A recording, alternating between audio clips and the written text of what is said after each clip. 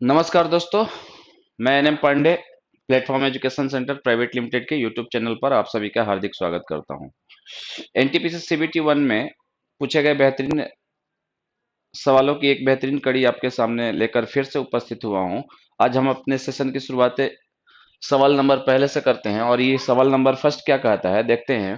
कह रहा है एक आयत का क्षेत्रफल 300 सेंटीमीटर स्क्वायर है और इसके विकर्ण की लंबाई 5 सेंटीमीटर है, तो आयत का परिमाप सेंटीमीटर में कैलकुलेट करें। ध्यान देंगे, आयत का क्षेत्रफल दिया हुआ है, अर्थात आपका दिया हुआ है एल इंटू बी बराबर दिया हुआ है 300 सेंटीमीटर स्क्वायर। इसके विकर्ण की लंबाई दी हुई है 5 सेंटीमीटर। विकर्ण की लंबाई अर्थात under root L square plus B square बराबर दिया हुआ है कितना, 5 सेंटीमीटर। तो आप ऐसे कह सकते हैं कि sir L square plus B square बराबर है किसके, 25 के। L square plus B square बराबर है किसके, 25 के। हमें चाहिए इसका पेरीमीटर। आयत का पेरीमीटर बराबर होता है आपके पास 2 इंटू एल प्लस बी। अगर हम बात करें एल प्लस बी की वैल्यू, अगर हम कैलकुलेट कर लें, एल प्लस बी की वैल्यू कैलकुलेट कर लें तो उसमें 2 से मल्टीप्लाई करने के बाद उसका पेरीमीटर आ जाएगा। बात करेंगे, ध्यान देंगे, यहां से एल इंटू बी बराबर अगर 300 है और L square plus B square बराबर 25 है, तो ऐसा लिखा जा सकता है एल प्लस बी का होल स्क्वायर बराबर बराबर L square plus B square plus 2 L into B, 2 into L into B. ध्यान देंगे L square plus B square का वैल्यू 25 है, प्लस 2 एल बी का मतलब हो जाएगा 2 गुने, और एल इंटू बी का मतलब क्या देखिए 300। एल इंटू बी का मतलब क्या है 300, तो 300 गुना 2 600, 625, यानी एल प्लस बी का जो वैल्यू होगा ये हो जाएगा अंडर रूट 625, और अंडर रूट 625 का मतलब हो जाएगा कितना, 25 सेंटीमीटर। इसका मतलब ये हुआ कि उस वर्ग के लंबाई और चौड़ाई का जो सम है, लंबाई और चौड़ाई का जो सम है वह कितना हो गया, 25 सेंटीमीटर हो गया। और 25 यहां रखेंगे हम तो हो जाएगा 2 इंटू 25 बराबर कितना, 50 सेंटीमीटर। 50 सेंटीमीटर इस सवाल का सही उत्तर होगा option number A. Option number A इस सवाल का सही उत्तर होगा। इस तरह के सवाल को हमेशा आप ऐसे बनाने का प्रयास करेंगे। क्वेश्चन नंबर नेक्स्ट, 2 नंबर की ओर हम लोग आगे बढ़ते हैं। क्या कह रहा है question number next, question number 2 कह रहा है 3 cos थीटा बराबर √3 है। 3 cos थीटा बराबर √3 है, तो cosec theta into tan theta का मान क्या होगा। देखेंगे, अगर cos थीटा बराबर हम लिख दें √3/3, तो ये हो जाएगा 1/√3। आपको पता है कि अगर ये राइट एंगल ट्रिएंगल है मेरे दोस्त, यहां अगर थीटा है तो ये बी होता है और ये क्या होता है, एच होता है। अर्थात ये आपका 1 यूनिट है और ये आपका √3 यूनिट है। तो क्या आप ये बता सकते हैं कितना होगा, तो ये हो जाएगा आपका अंडर रूट √3 का होल स्क्वायर अब माइनस 1 का होल स्क्वायर, अर्थात 3 √2 is the perpendicular of this triangle ABC. यानी √2 आपका क्या आ गया, परपेंडिकुलर आ गया। हमसे पूछा गया है cosec theta into tan theta. ध्यान देंगे, कोसेक थीटा होता है 1 बटा क्या, साइन थीटा, 1 बटा क्या, sine theta, into tan theta क्या होता है, टेन थीटा होता है साइन थीटा अपॉन क्या, कॉस थीटा। आप देख लीजिए, निकालने की आवश्यकता नहीं, इसको काट लीजिए। 1 बटा कॉस थीटा का मतलब क्या हो गया, सेक थीटा, और सेक थीटा का वैल्यू अगर निकाले तो √3 डिवाइडेड बाई 1 हो जाएगा, या अर्थात √3 इस सवाल का सही उत्तर हो जाएगा, √3 ऑप्शन नंबर ए। ध्यान देंगे, अगर हम बात करें तो ये निकालने की आवश्यकता भी आपको नहीं थी। अगर आप डायरेक्ट बनाने का प्रयास करें तो आप ऐसे देखेंगे, cosec theta into tan theta का मान निकालना है।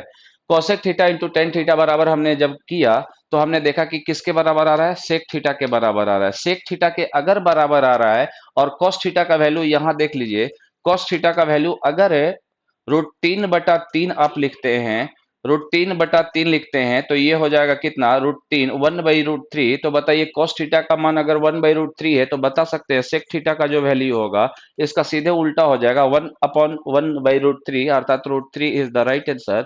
√3 आपका सही उत्तर होगा। ये तो आपका बेसिक से हो गया और ये आपका डायरेक्ट वे में हो गया कि cosec theta into tan theta को पहले ही हमने कैलकुलेट कर लिया कि cosec theta into tan theta बराबर हमें दे देता है क्या, सेक थीटा। और सेक थीटा जैसे ही आया तो कॉस थीटा का वैल्यू हमें पता था, कॉस थीटा का वैल्यू पता था, तो सेक थीटा का वैल्यू हम उसका उल्टा करके निकाल देंगे वैल्यू। मेरी बात समझ में आ रही होगी। नेक्स्ट क्वेश्चन की ओर हम लोग आगे बढ़ते हैं। क्या नेक्स्ट क्वेश्चन कह रहा है, देखते हैं। कह रहा है 10 सेंटीमीटर त्रिज्या वाले वृत्त में एक्स वाई और पी क्यू क्रमशः 12 सेंटीमीटर और 16 सेंटीमीटर की समानांतर लंबाई की दो समानांतर जीवाएं हैं। दोनों जीवाएं केंद्र से विपरीत दिशा में स्थित हैं।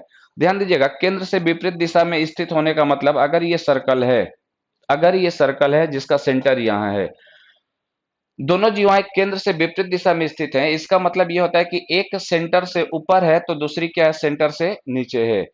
एक है एक्स वाई और दूसरी है क्या, पी क्यू। एक एक्स वाई और दूसरी क्या है, पी क्यू।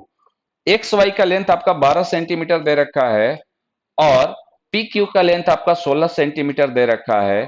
ध्यान देंगे, इस सर्कल का रेडियस भी दिया हुआ है और रेडियस हमारे पास दिया हुआ है कितना, 10 सेंटीमीटर के बराबर। तो बताइए यहां से ये 10 सेंटीमीटर है क्या, ये 10 सेंटीमीटर है, ये भी आपका क्या 10 सेंटीमीटर होगा। अगर हम बात करें, ये भी आपका क्या 10 सेंटीमीटर होगा और ये भी आपका क्या 10 सेंटीमीटर होगा। ध्यान दीजिएगा, अगर हम बात करें, अगर हम बात करें तो अगर सेंटर से जीवा पर कोई रेखा खींची जाती है तो ये बाइसेक्ट करती है और 90 डिग्री का एंगल बनाती है। इसका मतलब अगर ये 16 है तो ये आपका 8 हो जाएगा और ये भी आपका 8 होगा। अगर यहां कहें कि सेंटर से यहां लंब होगा तो ये आपका 6 हो जाएगा और ये भी आपका क्या 6 हो जाएगा। अब हम बात करें कि अगर इस ट्रायंगल में, अगर हम लोग बात करते हैं इस ट्रायंगल में, तो ये 6 है और ये 10 है। इसका मतलब ये वाला जो लंबाई होगी ये हो जाएगी अंडर रूट 10 का स्क्वायर माइनस 6 का स्क्वायर, अर्थात 10 का स्क्वायर 100 में से 36 घटेगा 64 और ये वैल्यू आ जाएगा कितना, 8 के बराबर। कितने के बराबर, 8 के बराबर। ये वाला लेंथ हमने ला दिया कितना, 8।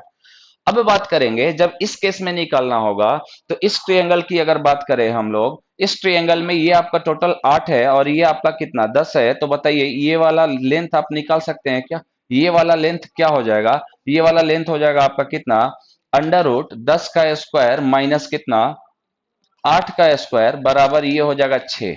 ये कितना हो जाएगा 6। 10 का स्क्वायर 100, 100 में से 64 घटेगा 36, 36 का स्क्वायर रूट 6, ये आपका 6 हो जाएगा। बताइए इन दोनों के बीच की दूरी, इन दोनों के बीच की दूरी कह रहा है दोनों जीवाएं केंद्र से विपरीत दिशा में स्थित हैं, तो जीवाओं के बीच की दूरी ज्ञात करें। तो जीवाओं के बीच की दूरी जो होगी 8 और 6 कितना, 14 सेंटीमीटर। इस सवाल का सही उत्तर होगा 14 centimetre is the right answer, option number D, option number D. ध्यान देंगे, क्या है मेरे दोस्त, अगर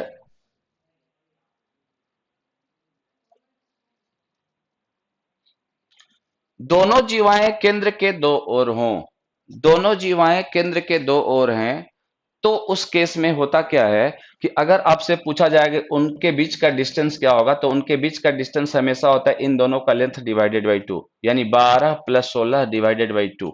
12 प्लस 16 डिवाइडेड बाई 2 यानी 28/2, अर्थात 14 सेंटीमीटर इस सवाल का सही उत्तर। इस प्रकार से भी आप बना सकते हैं, यदि दो जीवाएं केंद्र के दोनों ओर स्थित हों तो उन दोनों के बीच की दूरी आप लिख सकते हैं उन दोनों के लेंथ का सम डिवाइडेड बाई 2 के बराबर। नेक्स्ट क्वेश्चन की ओर हम लोग आगे बढ़ते हैं। नेक्स्ट क्वेश्चन हमारे पास क्या कह रहा है, देखेंगे। कह रहा है 463 व्यक्तियों के एक समूह को 4 वस्तुओं वर्षा, ग्रीष्म, ध्यान देंगे, वर्षा, ग्रीष्म, बसंत और शीत में से अपना पसंदीदा ऋतु को वोट देने के लिए कहा गया। वर्षा ऋतु को 130 वोट मिले, देखिएगा वर्षा ऋतु को 130 वोट मिले, जबकि ग्रीष्म ऋतु को 100 वोट, ग्रीष्म ऋतु को कितने 100 वोट। फिर कह रहा है शीत ऋतु को ग्रीष्म ऋतु की तुलना में 53, शीत ऋतु को ग्रीष्म ऋतु की तुलना में, ध्यान दीजिएगा, शीत ऋतु को ग्रीष्म ऋतु की तुलना में 53 वोट अधिक मिले, यानी ये मिल जाएगा कितना 153, 153 3। उसके बाद कहा गया कि बसंत ऋतु को 80 वोट मिले हों, बसंत ऋतु को कितने 80 वोट मिले हों, तो बताइए इनमें से कौन सा ऋतु सर्वाधिक व्यक्तियों द्वारा पसंद किया गया। तो देख लीजिए इनमें से सबसे ज्यादा लोग शीत ऋतु को पसंद किए हैं, यानी 153 लोग पसंद किए हैं। अब आंसर आपका हो जाएगा इस क्वेश्चन का कितना, शीत ऋतु, ऑप्शन नंबर सी। इस सेशन में आज हम लोग इतना ही रखते हैं, अगले वीडियो में फिर से मिलेंगे इसी उत्साह उमंग के साथ। तब तक के लिए आप अपना ख्याल रखिए, बाय बाय, टेक केयर।